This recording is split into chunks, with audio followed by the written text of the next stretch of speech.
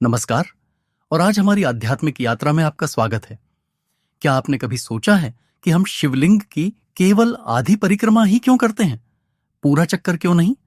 यह एक ऐसा सवाल है जिसने कई लोगों को हैरान किया है, और आज हम इस प्रथा के पीछे के आकर्षक कारणों में गहराई से उतरेंगे। हमारे साथ जुड़े, क्योंकि हम शिवलिंग की आधी परिक्रमा के रहस्य और महत्व को उजागर करते हैं। परिक्रमा को समझने के लिए हमें पहले शिवलिंग को समझना होगा। शिवलिंग केवल एक पत्थर नहीं है, यह भगवान शिव के निराकार पहलू का एक शक्तिशाली प्रतीक है। यह ब्रह्मांडीय ऊर्जा, शिव और शक्ति के मिलन, दिव्य रचनात्मक शक्ति का प्रतीक है। यह ब्रह्मांड का केंद्र है, अस्तित्व का अक्ष है। शिवलिंग में आमतौर पर 3 भाग होते हैं। आधार दिव्य ऊर्जा का प्रतिनिधित्व करता है। मध्य भाग पिंडी, वह है जहां पूजा केंद्रित होती है, और जलधारी पानी और प्रसाद के लिए निकास है। परिक्रमा को समझने में जलधारी बहुत महत्वपूर्ण है। जलधारी ही वह कुंजी है कि हम केवल आधी परिक्रमा क्यों करते हैं। यह शक्ति, दिव्य स्त्री ऊर्जा का प्रतिनिधित्व करती है।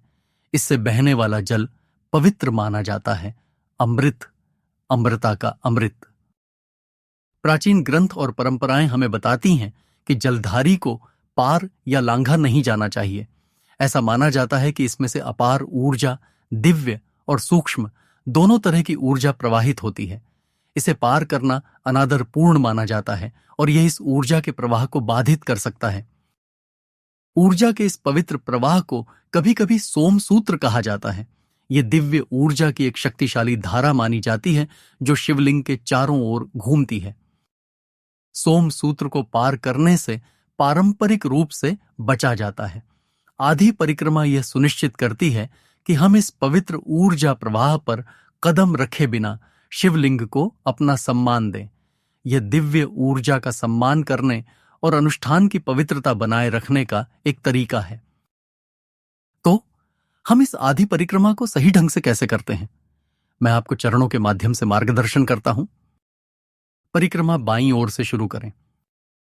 शिवलिंग के चारों ओर तब तक चक्कर लगाते रहें जब तक कि आप जलधारी तक न पहुंच जाएं। जलधारी को पार किए बिना वापस मुड़ें और जहां से आपने शुरू किया था वहां तक चक्कर पूरा करें। पूरी परिक्रमा के दौरान एक सम्मानजनक और भक्तिपूर्ण रवैया बनाए रखें। यह याद रखना महत्वपूर्ण है कि जलधारी को पार नहीं करना है। आधी परिक्रमा का यह मूल सिद्धांत है। भक्ति के साथ परिक्रमा करने से कई लाभ मिलते हैं। यह भगवान शिव के साथ जुड़ने, उनके प्रति अपना प्यार और श्रद्धा व्यक्त करने का एक तरीका है।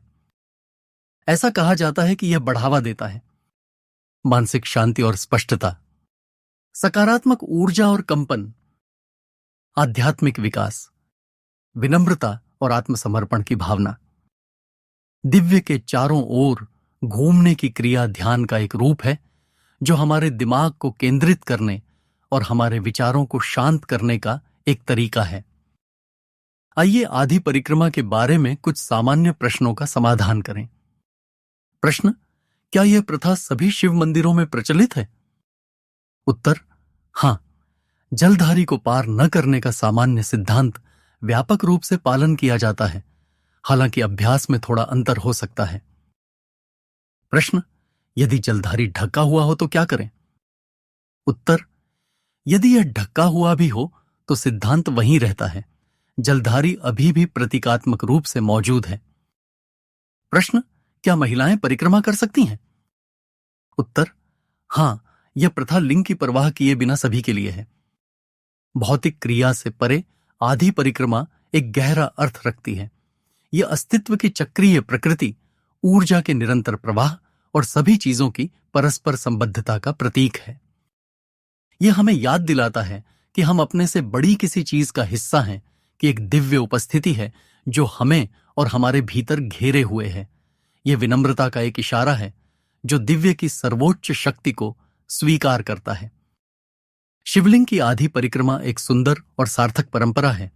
यह हमारे चारों ओर मौजूद दिव्य ऊर्जा की याद दिलाता है और भगवान शिव से जुड़ने का एक तरीका है। इस प्रथा के पीछे के कारणों को समझकर हम इसे अधिक जागरूकता और भक्ति के साथ कर सकते हैं। यह वीडियो आपकी समझ को गहरा करे और आपकी आध्यात्मिक प्रथा को बढ़ाए। इस आध्यात्मिक खोज में हमारे साथ जुड़ने के लिए धन्यवाद। यदि आपको यह वीडियो जानकारी पूर्ण लगा तो कृपया इसे लाइक करें, शेयर करें और अधिक इंसाइटफुल कंटेंट के लिए हमारे चैनल को सब्सक्राइब करें। क्या आपके पास कोई प्रश्न या अनुभव है जिसे आप साझा करना चाहते हैं? बेझिझक उन्हें नीचे टिप्पणी अनुभाग में छोड़ दें। हर हर महादेव।